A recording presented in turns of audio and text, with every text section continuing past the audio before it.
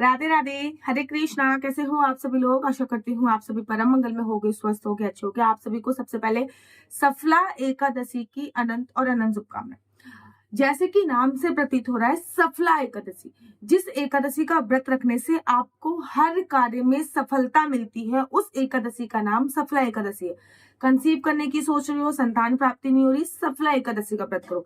किसी भी काम में कोई प्रोग्रेस नहीं हो रहा, बहुत दिन से काम ट्राई कर रहे हो लेकिन किसी भी प्रकार से कोई उन्नति नहीं हो रही, सफला एकादशी का व्रत करो। बार बार सरकारी नौकरी के लिए ट्राई कर रहे हो, 1 या 2 नंबर से रह जाते हो, तो सफला एकादशी का व्रत, मतलब कहने का तात्पर्य है जिस भी क्षेत्र में आपको सफलता प्राप्त करनी है, मैरिज लाइफ बहुत अच्छी नहीं चल रही, सफला एकादशी का व्रत करो। शादी में देरी हो रही है, सफला एकादशी का व्रत करो। अर्थात जिस भी एक कार्य में आपको लग रहा है कि बार बार आप प्रयत्न कर रहे हैं लेकिन सफलता नहीं मिल रही है, तो सफला एकादशी का व्रत करने से वो सफलता जरूर और जरूर मिलती है। आप लोगों को पता है कि पूरे साल भर में 24 एकादशी आती हैं, और जब भी अधिक मास होता है तब सब 26 एकादशी आती है। उसमें से एक एकादशी है सफला एकादशी, जिसका व्रत करने से आपको हर कार्य में सफलता प्राप्त होती है। एकादशी का व्रत जो होता है वो हमेशा 3 दिवसीय व्रत की श्रेणी में आता है। पहले दिन आपको दशमी तिथि के नियम का पालन करना पड़ता है, दूसरे दिन आपको एकादशी का व्रत रखना पड़ता है, और तृतीय दिन आपको द्वादशी तिथि के नियमों का पालन करना होता है। तो पहले दिन जो दशमी तिथि के नियम होते हैं वो ये होते हैं, संपूर्ण ब्रह्मचर्य का पालन करना होता है, किसी भी प्रकार की कोई काम वासना कीड़ा को अंजाम नहीं देना होता, पृथ्वी शयन करने का शास्त्रों में विधान बताया गया है। साथ ही के साथ ये भी बताया गया है कि दशमी तिथि पे मांस, मदिरा, लहसुन, प्याज का सेवन नहीं करना चाहिए। साथ ही के साथ ये भी बताया गया है कि दशमी तिथि पे सूर्य अस्त के बाद भोजन का सेवन भी नहीं करना चाहिए, क्योंकि जब हम एकादशी का व्रत रखते हैं ना, तो कोशिश ये रहती है कि व्रत की अन्न का एक भी दाना हमारे पेट में ना हो।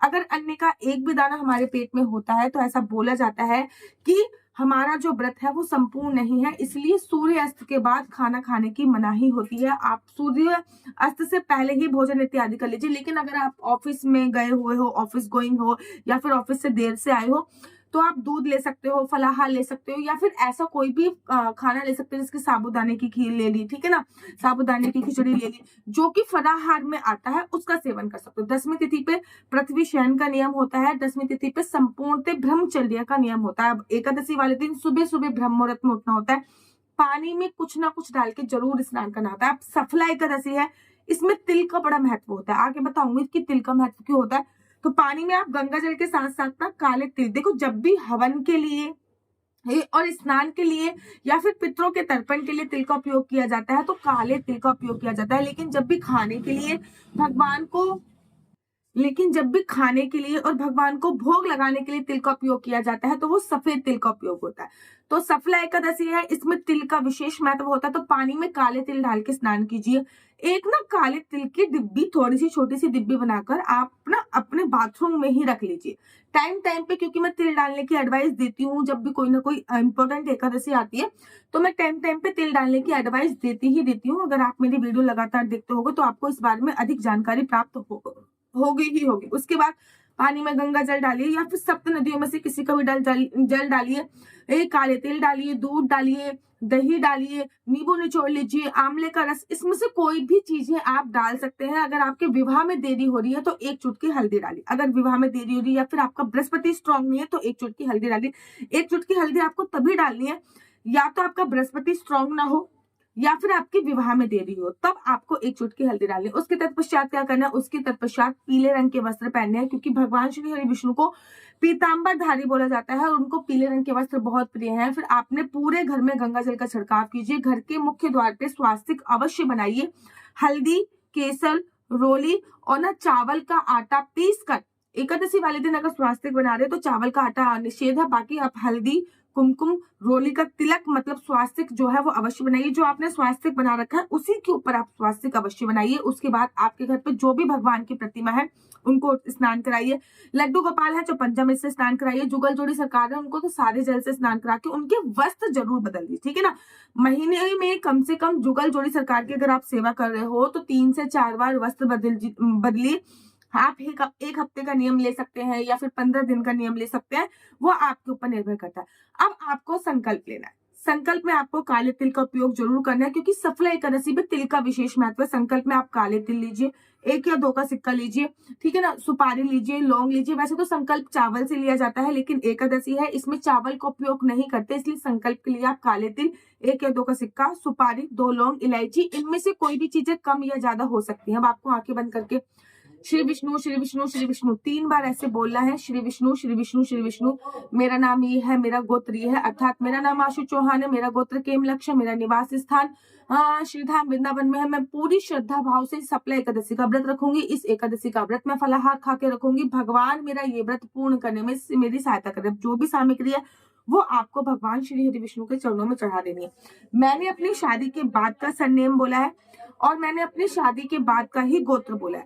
आपको भी, अगर आप शादीशुदा हो तो आपको भी अपनी शादी के बाद अपना शादी के बाद का सरनेम बोलना है और शादी के बाद का ही गोत्र बोलना है, ठीक है ना। शादी से पहले अगर आप एकादशी का व्रत रख रहे हो, कुंवारे हो, तो अपने ससुराल मायके का गोत्र और मायके का ही सरनेम बोल सकते हो।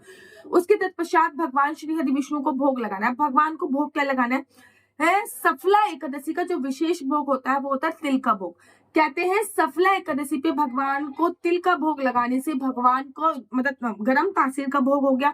आप तिल की गज्जक का भोग लगा सकते हो, आप खाली तिल का भोग लगा सकते हो, तिल में जो खाने वाले तिल के लड्डू का भोग लगा सकते हो, तो वो सफेद तिल का भोग लगता है। भगवान श्री हरि विष्णु को सफेद तिल का भोग लगाइए। तिल का भोग लगाने के तत्पश्चात आप लोगों को क्या करना है? आरती करनी है, यानी कथा पढ़नी है और कथा के बाद आपको आरती करनी है। याद रखिए, हमेशा भोग कथा से पहले लगाया जाता है और कथा के बाद तुरंत भोग को उठा लिया जाता है। बहुत देर तक भोग भगवान के पास नहीं रखा रहने देते। मैं देखती हूँ लोग सुबह लगा देते हैं, शाम तक भोग भगवान के पास रहता है।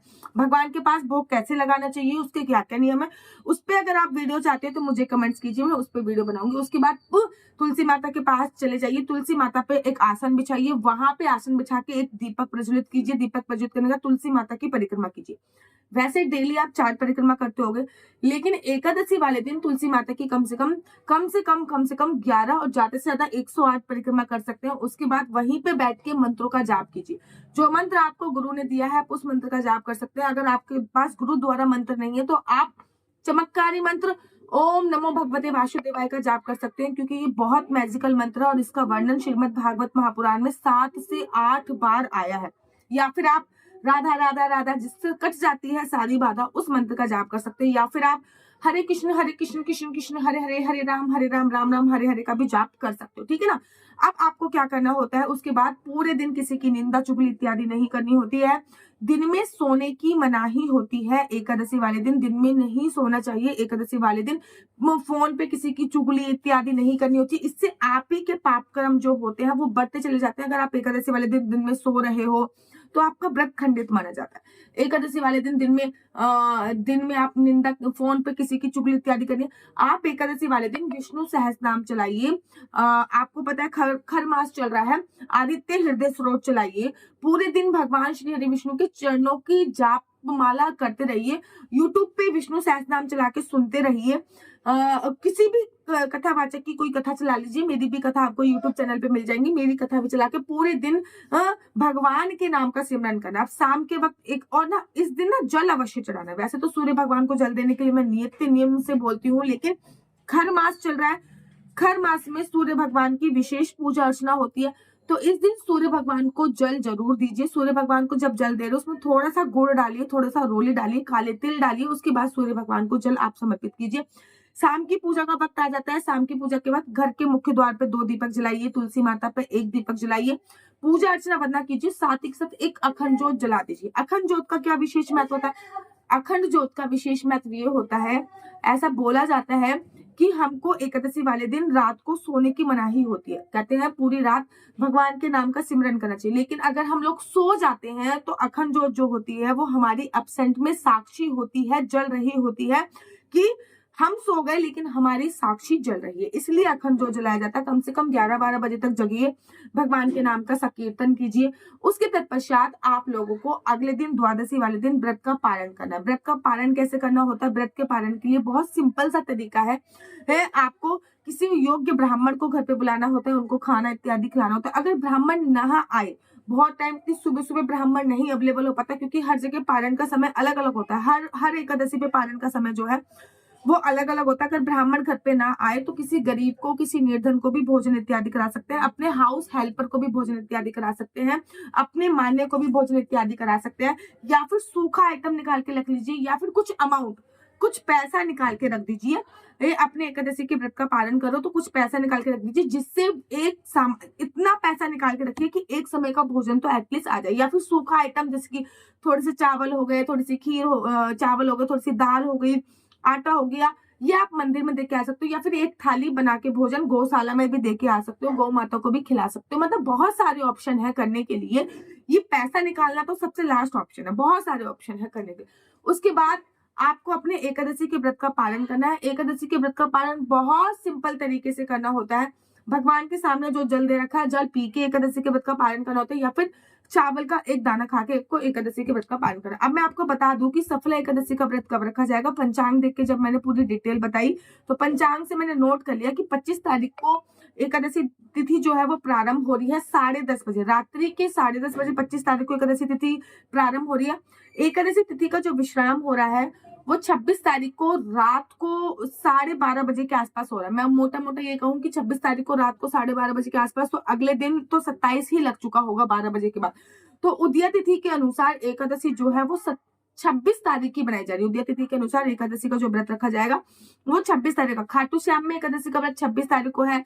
गौड़ीय संप्रदाय में एकादशी का व्रत 26 तारीख को है। सीकर में एकादशी का व्रत 26 तारीख को है। श्रीधाम वृंदावन में एकादशी का व्रत 26 तारीख को है, ठीक है ना। गौड़ीय संप्रदाय इस्कॉन टेम्पल में भी एकादशी का व्रत 26 तारीख को। एकादशी का व्रत जब 26 तारीख को रखा जाएगा तो व्रत का जो पारण है वो 27 तारीख को होगा। व्रत का जो पारण है वो सुबह सुबह किया जाएगा। व्रत के पारण का जो समय है वो आपका हरिवासन समय निकलने के बाद ही किया जाता है। तो व्रत के पालन का जो समय है वो 7:17 से लेके 9:15 तक, मोटा मोटा ये मान लीजिए आप 7:30 बजे से लेकर 9 बजे तक आपको एनी हाउ व्रत का पालन करना है। व्रत का पालन करना है। व्रत का पालन हमेशा चावल से किया जाता है। अगर आपका किसी और का व्रत है, नेक्स्ट डे कभी कभी ऐसा भी होता है कि प्रदोष पड़ जाता है तो किसी और का व्रत है, तो आप जल से भी व्रत का पालन कर सकते हो। तो सफला एकादशी हर कार्य को सफल करने वाली है। अगर आपको कोई भी कार्य में बाधा उत्पन्न हो रही है तो आपको सफला एकादशी का व्रत जरूर और जरूर रखना चाहिए। मेरा नंबर है 4/9-20-25-65। दोबारा से रिपीट करती हूँ, 4/9-20-25-65। आपका बच्चा जॉब करेगा या बिजनेस करेगा? बिजनेस करेगा तो किस फील्ड में बिजनेस करेगा? जॉब करेगा तो किस सेक्टर में जॉब करेगा? किस चीज की उसको पढ़ाई करनी चाहिए ताकि उसका जो फ्यूचर है वो बहुत अच्छी तरीके से व्यतीत हो सके? आपकी शादी का योग कब बन रहा है? संतान प्राप्ति का योग कब बन रहा है? क्या आपकी कुंडली में सरकारी नौकरी का योग है या नहीं है? आपकी कुंडली के अनुसार आपको कौन से रंग के कपड़े पहनने चाहिए? कौन सा कलर आपके लिए लकी है? कौन सा कलर आपके लिए अनलकी है? लकी नंबर क्या है? आपको गर्भ धारण मेडिकल ट्रीटमेंट से संभव होगा या नॉर्मली संभव होगा? ये सभी जानकारी मैं आपको कुंडली के माध्यम से प्रोवाइड कराती हूँ। लेकिन याद रखिए, कुंडली देखना बिल्कुल भी फ्री नहीं है, इसके थोड़े से चार्जेस हैं। और इस नंबर पे मुझसे किसी भी प्रकार से कोई क्वेश्चन आंसर पूछने के लिए फोन मत कीजिए। ये नंबर केवल और केवल कुंडली दिखाने के लिए। अगर आपको मेरी वीडियो अच्छी लगती है तो आप अपना यूट्यूब चैनल हरि बोल को लाइक शेयर सब्सक्राइब करना बिल्कुल भी मत भूलिए। तब तक के लिए मुझे दीजिए इजाजत। राधे राधे, हरे कृष्णा, हरि बोल।